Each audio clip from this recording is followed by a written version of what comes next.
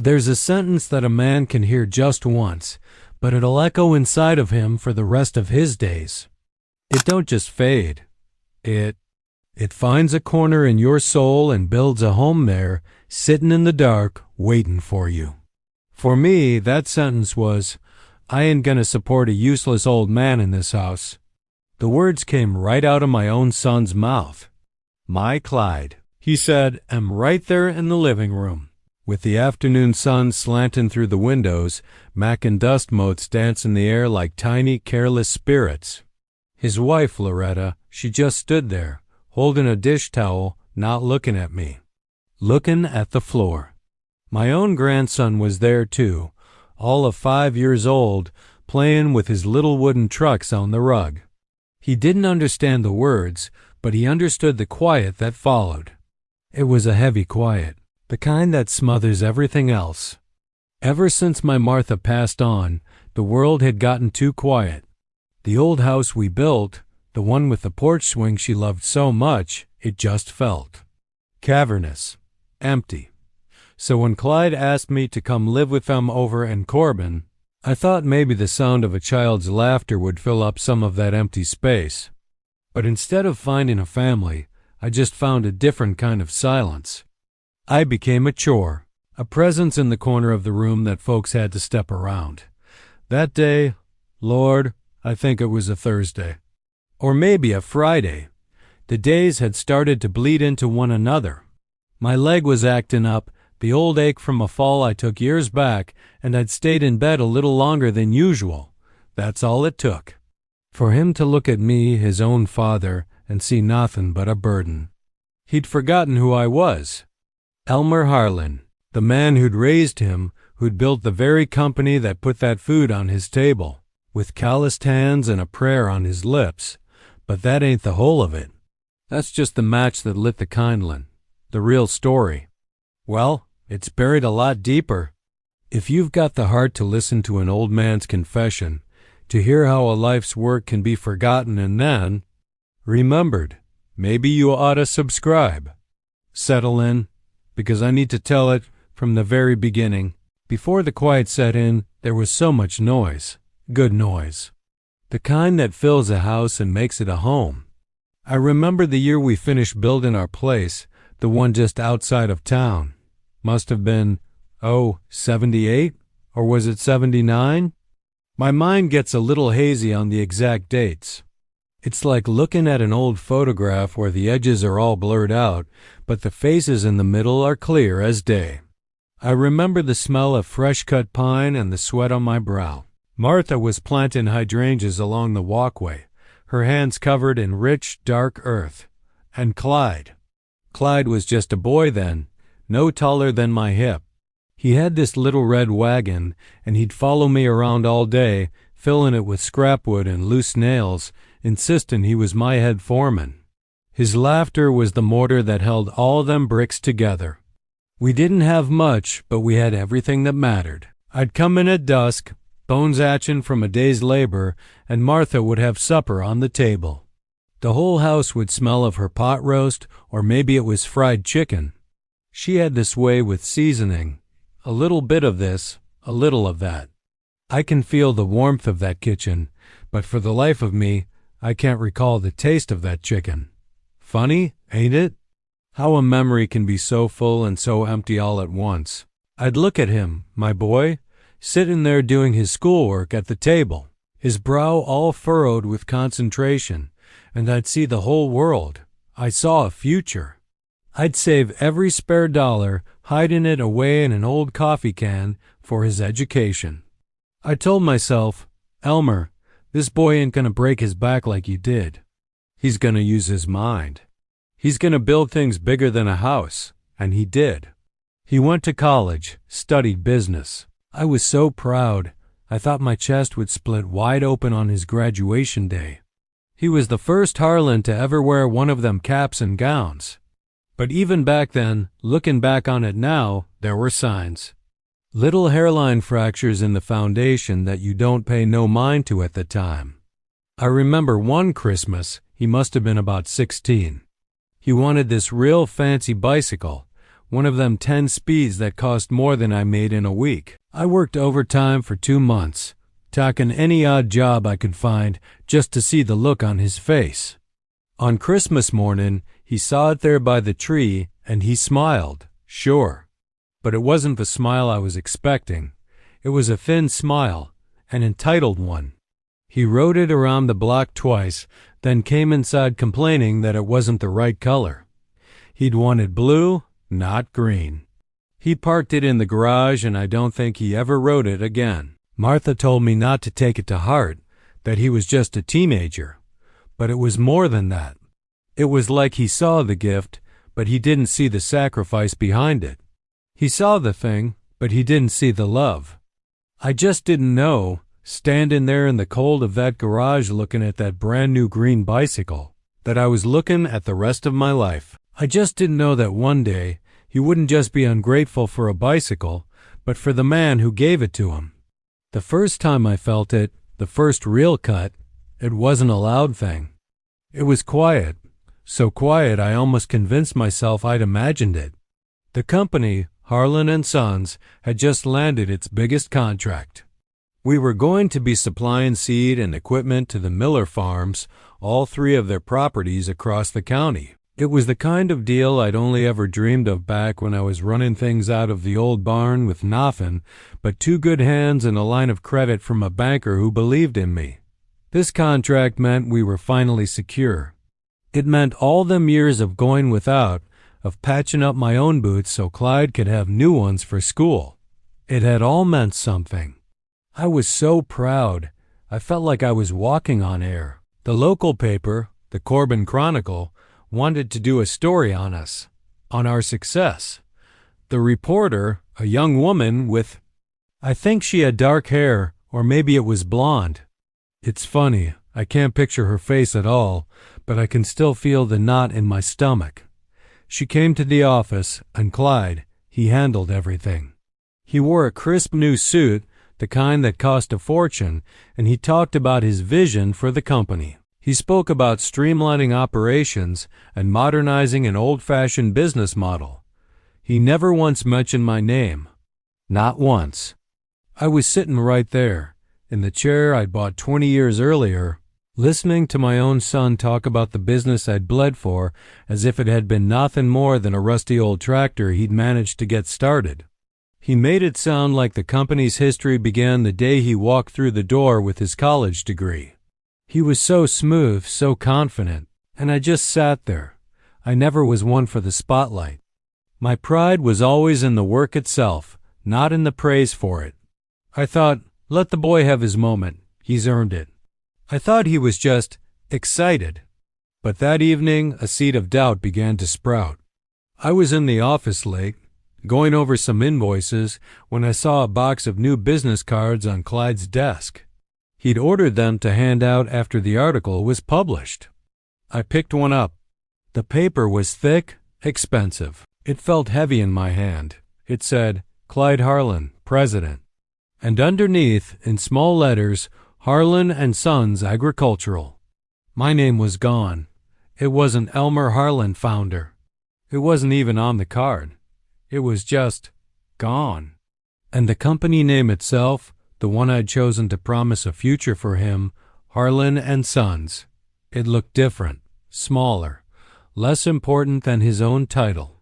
It was just a little piece of cardboard, but it felt like a tombstone. It was the first time I realized he wasn't just trying to build his own legacy. He was trying to bury mine. And as I stood there in the dark, with the smell of that fresh ink on my fingers, I had this cold, sick feeling wash over me. It was a feeling that told me this was just the beginning. I understood then that something worse, something much worse, was coming for me. After that business with the cards, I tried to make myself smaller. I told myself it was just a young man's pride, that I ought to be the bigger person and let it go. When I finally moved in with them, after Martha's passing, I thought that maybe being under the same roof would mend things. That he'd see me every day and remember. But it's hard to remember someone who's sitting right in front of you. It's easier, I think, to just look past him. The humiliations weren't big things, not at first. They were tiny, like pebbles in your shoe that you don't notice until your foot is raw. It was in the way Loretta would rewash a dish I'd already cleaned, sighing as she did it. It was in the way Clyde would explain the evening news to me, speaking slow and loud like I was deaf and dim-witted, when I'd been reading a newspaper every day since before he was born. It was in the family decisions I was never a part of. The biggest one was the house. My house? The one I built with my own 2 hands on that patch of land Martha and I bought with every penny we had. I remember the sacrifice like it was yesterday. We had this dream of going to see the ocean, just once. Martha had a collection of seashells her grandmother had given her, and she'd hold them to her ear and pretend. We saved up for it for years. But when that piece of land came up for sale, the one with the big oak tree in the back, we knew it was a now or never kind of thing. We took that ocean money, every last cent, and bought that dirt. We never did see the ocean, her and I, but we built a home. That house was our ocean. One night at the dinner table, Clyde cleared his throat. "Dad," he said, not looking at me, but at his plate of meatloaf, "Loretta and I were talking. The old house. It's getting expensive to keep up. The taxes, the insurance. It's a drain. We think it's best if we rent it out. It'll help with the bills, you know. Help us take better care of you." It was all so reasonable, the way he said it. He made it sound like it was for my own good, a kindness. I just nodded. What was I to say? It was his name on the deed now, a transfer I'd made years ago thinking I was securing his future, not ending my own past. A few weeks later, I was walking by the library. I like to go there. It's quiet, and I saw one of them real estate magazines sitting on a bench. And there it was, on the front cover. My house, with a bright red banner across the picture that said, "Sold." I picked it up, and my hands were shaking. The ad didn't say anything about rent.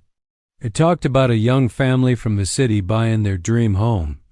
They'd already sold it. The conversation at the dinner table, the talk about taxes, it was all a lie.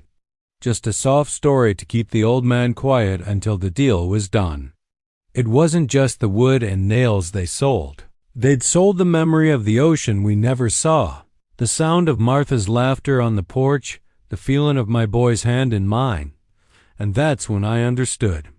I wasn't just being pushed aside. I was being dismantled, piece by piece. I was being erased as if I'd never even been there at all. After I found out about the house, something inside of me just broke. It wasn't a clean break, like a bone that can be set and mended.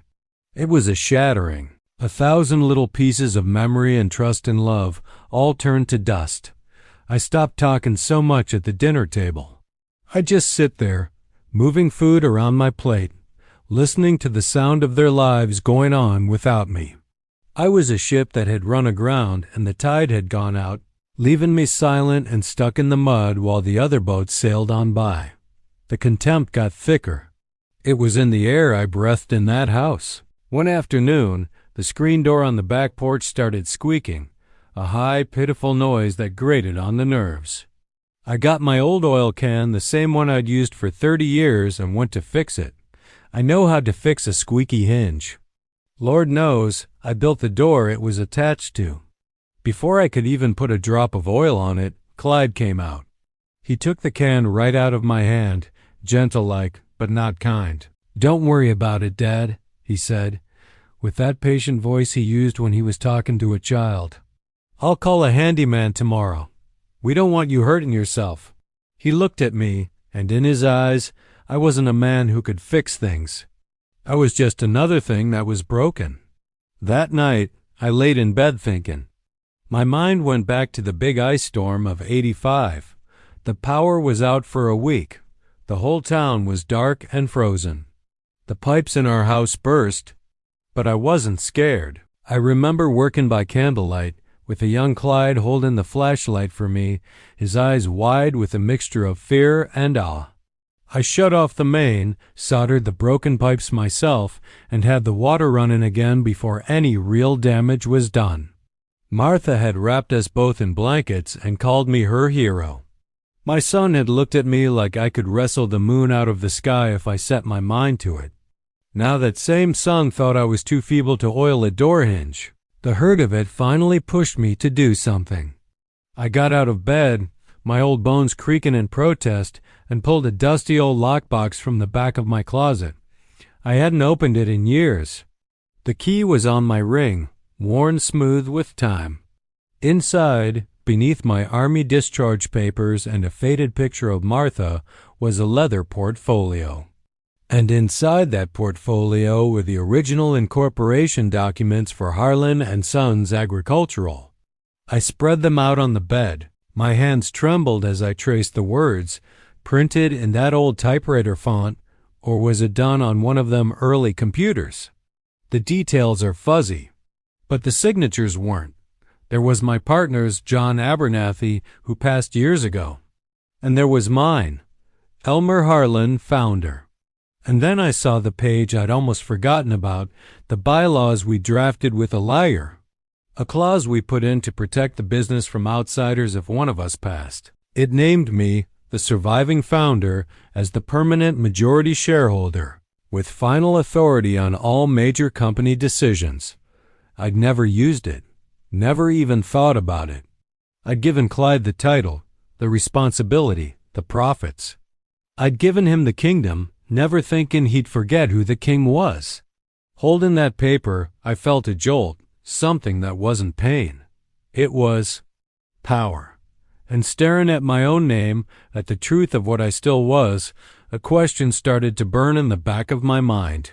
A dangerous question that I knew could change everything. A part of me that I thought was long dead woke up and whispered, should I tell them?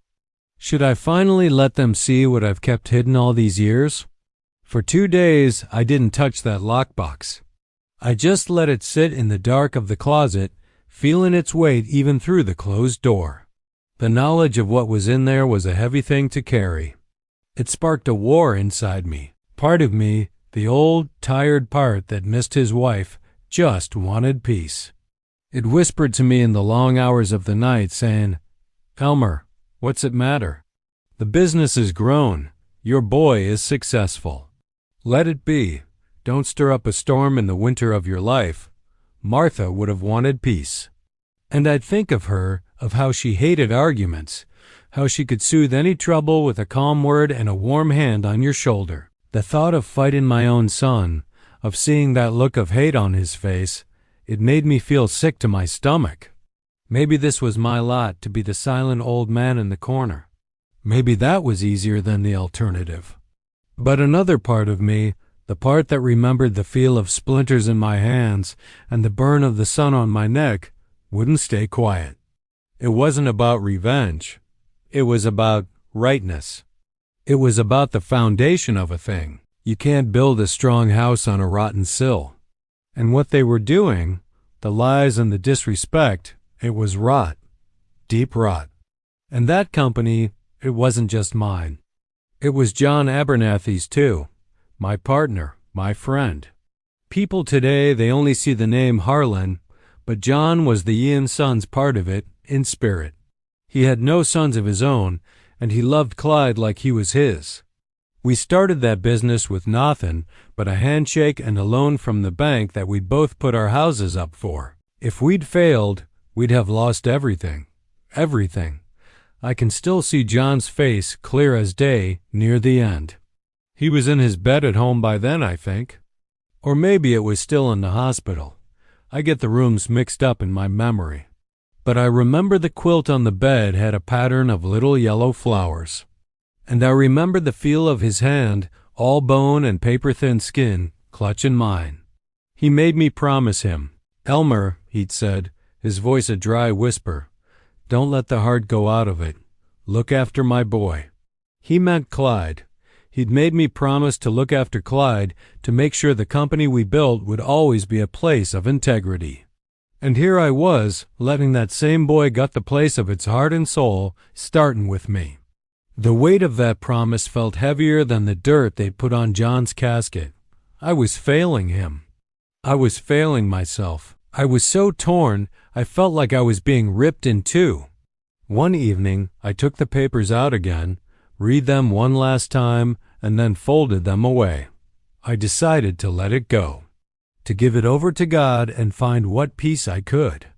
I was just too weary for a fight. But I didn't know it then, but the choice was no longer mine to make. That next week, something happened. An accident, a little thing I overheard that I was never meant to hear, and it was like a lightning strike in a dry field. It was the thing that made me change my mind for good. The thing I overheard wasn't loud. It was a whisper. The kind of whisper that's more dangerous than a shout because it's not meant for you to hear. I'd gotten up for a glass of water, my feet quiet on the runner in the hall. Clyde and Loretta were in the kitchen, their voices low. I heard my name, then I heard Loretta say, clear as a bell. All that pension money just sitting there, and his Social Security. He's from a generation that doesn't trust banks. What if he's got cash hidden away? It would be so much easier if we just had power of attorney.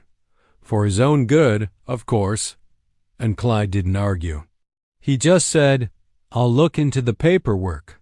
For his own good. The words chilled me right to the bone. They weren't just selling my house. They were looking to sell my life. And then, the strangest things started to happen. They got nice. Terribly, horribly nice. All of a sudden, Loretta was baking my favorite pecan pie, patting me on the shoulder and a skin if I was comfortable. Clyde started coming home from work and sitting with me on the porch.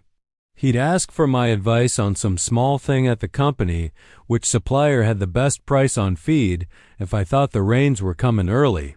It was all a show. A hollow performance. He didn't want my advice. He wanted me to think he did.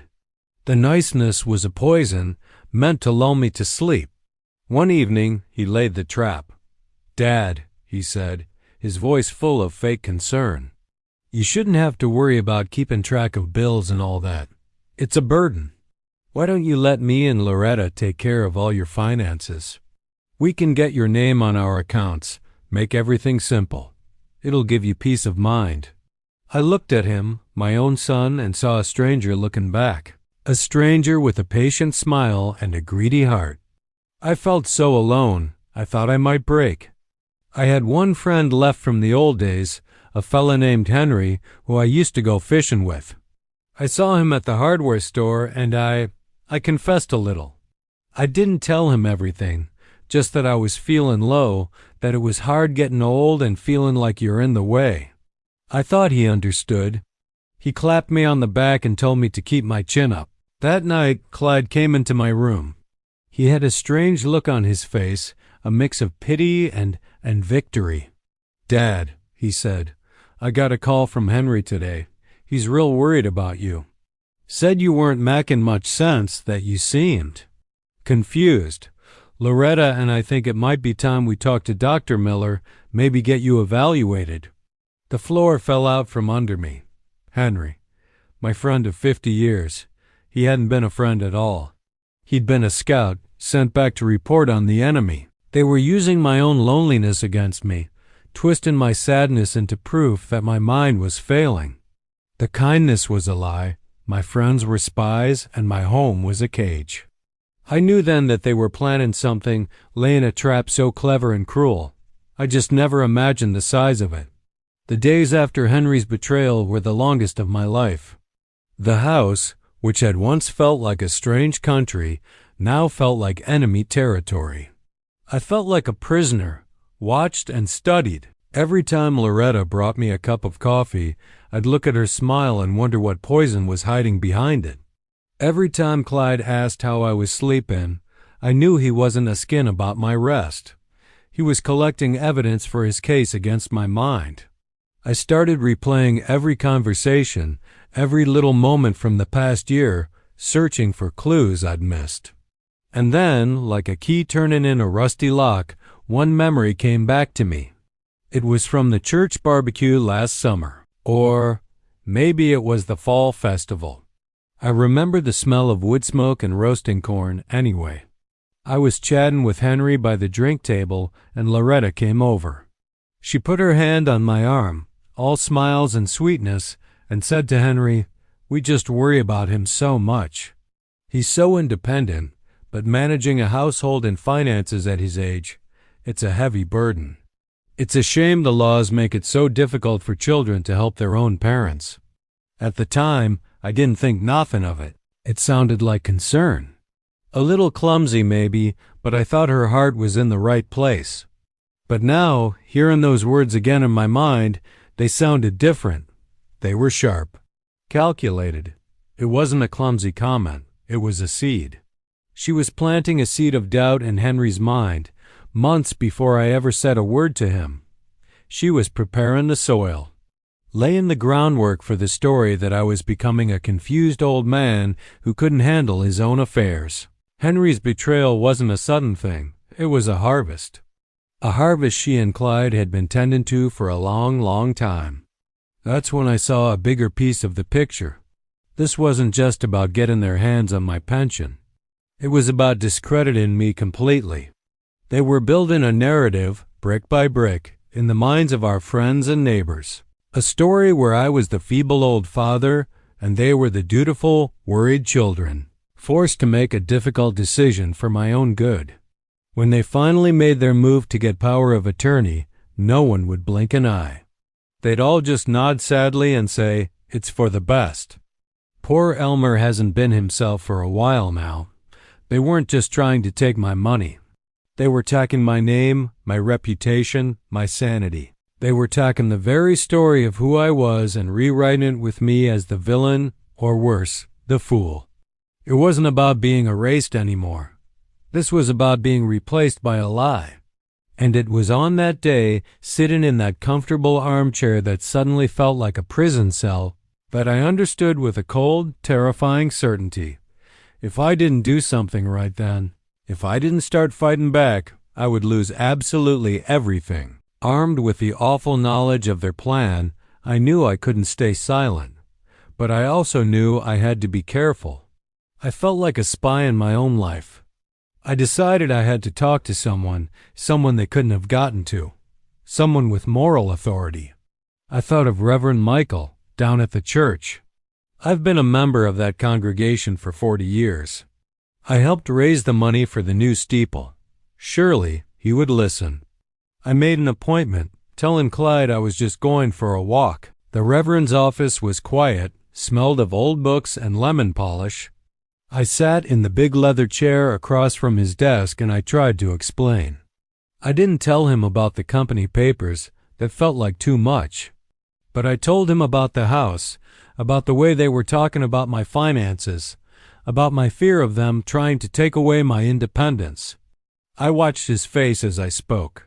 He was listening, but he wasn't hearing me. When I was done, he leaned forward and made a little steeple with his own hands. "Elmer," he said, his voice as smooth and practiced as a river stone, "a family is a delicate thing, and a son's love for his father is a powerful, holy bond. Clyde and Loretta came to see me last month. They are heartsick with worry for you. Sometimes, in our pride, we resist the very help that God is sending us. Perhaps this is a time to let your son take on the burden, to let him care for you as you once cared for him." He was quoting scripture to me. He was telling me my fear was just pride. They had gotten to him too. They'd painted their picture so perfectly that even the man of God saw me as a foolish old man and them as saints. I walked out of that church, the place I'd always gone for sanctuary, and felt more alone than I ever had in my life. The whole world was convinced I was crazy. That night, the final piece fell into place. I think Clyde was getting confident, getting careless. He left his briefcase in the study, and it was unlatched. I walked past, and I saw a folder laying right on top with my name typed on the tab. Elmer Harlan. My heart started hammering in my chest. I knew I shouldn't. I knew it was wrong. But I couldn't stop myself. My hand shook as I reached in and pulled it out. It was full of papers. The power of attorney forms were there, just like I expected. But there was something else underneath. It was a brochure. A glossy, colorful brochure for a place called Oakwood Meadows Assisted Living. And clipped to it was an application form, an application for residency. My name, my date of birth, my social security number, all of it was already filled out in Loretta's neat, tidy handwriting. There was just one line left blank. The line for a physician's signature right above a box checked cognitive decline. This was the gigantic lie. The whole thing. They weren't tacking over my finances to care for me in their home. They were tacking over my finances to pay for me to be put in a home. The sale of my house, the money I'd saved my whole life. It was all going to be used to lock me away so they could be free of the useless old man. I put the papers back, my fingers numb, my blood running cold. I looked around the room, at the walls of the house that was no longer mine, in a town where I no longer had a friend. And it was in that awful, suffocating silence that I realized it. I truly had nowhere left to run. That night, sleep was a stranger. I just sat in the dark of my room, the brochure for Oakwood Meadows laying on my nightstand like a death sentence. I could see my whole future laid out on that glossy paper. A small, clean room that smelled of bleach, daytime television, and the quiet, polite waiting for the end. They had planned it all. The slow erosion of my confidence, the turning of my friends, the legal paperwork. It was a masterpiece of cruelty, all done with smiles and worried sighs. I reached a bottom that night, a place so deep and dark I didn't think there'd be a way out. I thought about Martha. I wondered what she'd think, seeing me like this. And it was strange. I could almost hear her voice, not scolding, but firm. She was a gentle woman, but she was never a weak one. She would have never stood for this. She would have told me, "Elmer Harlan, you stand up," and just like that, the debate was over. The part of me that wanted peace finally understood that you can't have peace without dignity. To let them do this to me would be the final humiliation, a betrayal of everything I'd ever been, everything Martha and I had built. The fire I thought had been reduced to embers suddenly roared back to life. It wasn't a hot, angry fire of vengeance. It was a cold, white-hot fire of purpose. I got up, my joints still complaining, but my spirit felt straight. I went to the closet and pulled out the old lockbox one last time. This time I didn't hesitate. I took out the leather portfolio. My hands were steady. My decision was made. There was something Clyde never understood. In his arrogance, he thought the company was just the office, the trucks, the name on the building. He thought my power was just a dusty old piece of paper. He forgot that a business, a real one, is built on people, on relationships, on a man's word. I hadn't been to a board meeting in years, but the men on that board, I'd appointed them. The bank that held our loans, the president was a man I'd helped get his start with a character loan 30 years ago. Our oldest clients, they weren't loyal to the brand Harlan and Sons. They were loyal to the man Harlan. Clyde saw me as a relic of the past he had to manage. He never imagined that the past still had a voice. That was my final secret. Not the papers, but the reputation they represented. My life's work wasn't just in that building. It was in the respect I had quietly earned all over that county. I spent the rest of the night preparing. I laid out my best suit, the dark gray one, or maybe it's blue. It's hard to tell in the dim light. I polished my old leather shoes, the ones I was married in, until I could almost see my reflection. I felt a calm settle over me, a quiet resolve. Before the sun came up, I was dressed and ready. I walked through the quiet house, my briefcase with the portfolio in my hand. The time for being the victim was over. They thought they had beaten the old man. They had no idea the founder was about to walk through the door. The whole game was about to change, and not a single soul was going to see it coming. Walking into the Harlan and Sons building felt like walking into my own past. The air still had the same faint earthy smell of seed and fertilizer, but it was buried under the scent of strong, bitter coffee and the chemical smell of new carpets. The girl at the front desk, she couldn't have been more than 20, gave me the kind of polite, dismissive smile you give to a delivery man or someone who's lost their way. She asked if she could help me. I just said, "I know the way," and kept walking. I didn't go to Clyde's office, the one with the big desk and the view of the town square. I went to the boardroom. The door was unlocked. I walked in, the silence of the big room wrapping around me. The long oak table was polished to a high shine, and a dozen empty leather chairs stood waiting like silent soldiers. I walked to the end of the table, to the chair at the head, the one nobody had sat in since I'd stepped down. My chair. I pulled it out, the sound of the legs scraping on the floor unnaturally loud, and I sat down, and I waited. It didn't take long. The receptionist must have called him. The door opened and Clyde walked in, a cell phone to his ear. He stopped dead when he saw me. A look of pure confusion washed over his face, followed by a flicker of irritation. He finished his call and put the phone in his pocket. He actually chuckled. "Dad? What on earth are you doing in here? You lost? Loretta's gonna have a fit if she knows you came all the way downtown by yourself." Then the chuckle turned into a sneer. "What is it? Did you come all the way down here to ask for money?" "No, son," I said, and my voice was steadier than I thought it would be. "I didn't come to ask for anything. I came to have a meeting." I opened my old briefcase on the table and took out the leather portfolio. His face changed then. The amusement vanished, replaced by a wary caution. I had called the office manager before I left the house, a woman named Doris who had been with me since the beginning, and told her to ask the other 2 board members, men I trusted, to join us. They walked in just then, their faces grim. They nodded at me with a respect Clyde had never shown. They knew I didn't raise my voice. I didn't accuse him as a father. I spoke to him as the founder and majority shareholder of that company. I laid the papers on the table, the original documents, and explained the bylaws that he had clearly never bothered to read. I explained my authority, and then I laid out the facts. I had made some calls the night before.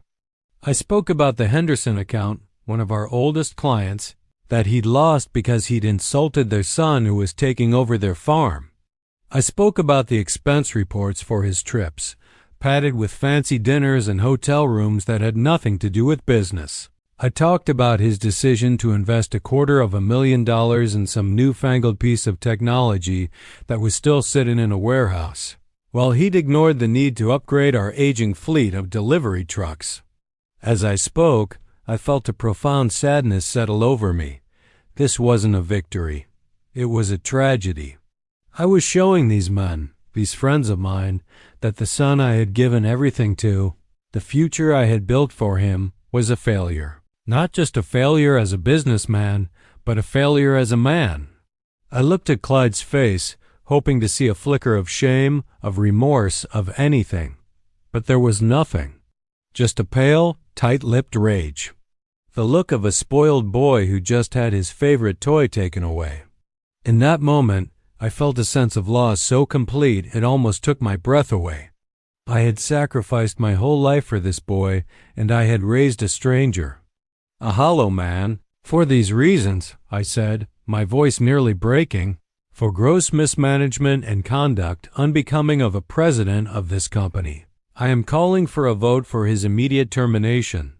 The vote was a formality. It was unanimous. Clyde just stared at me, his mouth opening and closing like a fish. He pushed his chair back, the sound screeching through the silent room, and stormed out without another word, slamming the door behind him. I felt empty. I had won. And I had lost everything. But the story wasn't over. Loretta had come in during the meeting, standing silently by the wall, her face a white mask. I expected her to run after him. She didn't. She waited until the other board members had shaken my hand and left the room, leaving just the 2 of us. I looked at her, expecting tears or pleading. I saw neither. Her face was hard as granite. "You think you're so clever, don't you, old man?" she said, her voice dripping with a venom that shocked me. "You think this was about him?" Clyde is weak. "He's a disappointment, and he's been one since the day I met him. I have spent my entire marriage watching him try to live up to you, the great St. Elmer. This town worships you. He was never going to be anything but your shadow." She took a step closer. "The house, the money, Oakwood Meadows, that was me. That was all me. He didn't have the stomach for it. I was the one who pushed him. I was the one who told him you were a dead weight holding us down. I wasn't going to die in this town, married to your son, the failure. I was going to get what was mine." And in that moment, I saw the truth. I hadn't been fighting my son. I had been fighting her. He was just the weak, willing tool in her hands. After Loretta spoke, the silence she left behind in that boardroom was heavier than any sound I'd ever heard. The truth of it settled on me like a shroud. I hadn't just been blind. I had been a fool. I had spent years wrestling with the ghost of my son's ambition, when all along he was just a puppet, and her hand was the one making him dance. I drove home, but I don't remember the drive. I walked into the house that was now mine again, and the quiet was deafening. There was no victory in it. I had taken back my company, my house, my name. But my family was a ruin. I had saved the ship, but I'd had to drown my own son to do it, or so I thought. The days that followed were strange and still. Clyde and Loretta moved out within a week. There were no fights, no final words. Just the sound of boxes being taped up and the heavy tread of movers on the stairs. I stayed in my room. I couldn't bear to watch them pack up the life we'd all pretended to have. I heard later that they'd moved into a small rental on the other side of town and that Loretta had left him not long after that. The whispers in a town like this travel fast. Clyde, they said, had gotten a job at a garage over on the highway, changing oil and fixing tires. He was starting over, with grease under his fingernails, just like I had all those years ago. The house was mine again, but it was filled with ghosts. For a while, the loneliness was a bitter pill to swallow. Slowly, though, a new kind of quiet began to settle in. Not the empty quiet of loss, but the peaceful quiet of solitude. I started getting out. I found a little community center down by the old mill, a place for kids who didn't have much, and I started teaching a few of them the basics of mechanics. How to tune an engine, how to read a schematic. There was this one boy, Otis, a good kid, but restless. He reminded me so much of Clyde at that age, full of fire and vinegar. But there was a difference. When I showed him how to do something, he'd watch my hands with this look of intense concentration. He'd listen. He had respect. And in teaching him, I started to find a piece of myself I thought was gone forever. The builder. The mentor. I realized my real legacy wasn't in a company name or a bank account. It was in the passing on of knowledge, in the spark of understanding in a young person's eyes. I was finally at peace. Then, one Saturday afternoon, I was out on the porch, and I saw Clyde's old truck pull up to the gate. He got out and just stood there for a long time. He was thinner. He looked tired. He walked up the path carrying an old, dusty cardboard box. He didn't say, "I'm sorry." He didn't have to. He just held the box out to me. "These are yours," he said, his voice raspy. I took it from him. Inside was a collection of my old notebooks from 40 years ago, the ones filled with my first designs for farm equipment, my sketches and calculations all done in pencil. It was his way of saying he remembered. He remembered who I was. But then I saw something else tucked in between the notebooks. It was a small framed photograph of me and him as a little boy. The night of the big ice storm, him holding the flashlight while I fixed the pipes. And slipped into the corner of the frame was one of my new business cards, the one I'd had made after I took over. It just said, "Elmer Harlan, founder." That's when the tears finally came to my eyes. He understood. The whole painful lesson. It had landed. He wasn't just giving back my past. He was acknowledging my truth. We sat on that porch for an hour not saying much. Just two men who had lost their way and were now sitting in the quiet wreckage, maybe finding a new path. There are some things that can't be fixed with words. Maybe they can only be healed with silence. Now, when my grandson comes to visit, Clyde brings him every Sunday. He runs right into my arms. And his hug, that little boy's hug, doesn't feel like an obligation anymore. It feels like a promise. I didn't do what I did for revenge. I did it because respect is the foundation of love, and our foundation had crumbled. I had to tear the whole house down to save it, and what's been rebuilt is smaller and quieter, but it's standing on solid ground.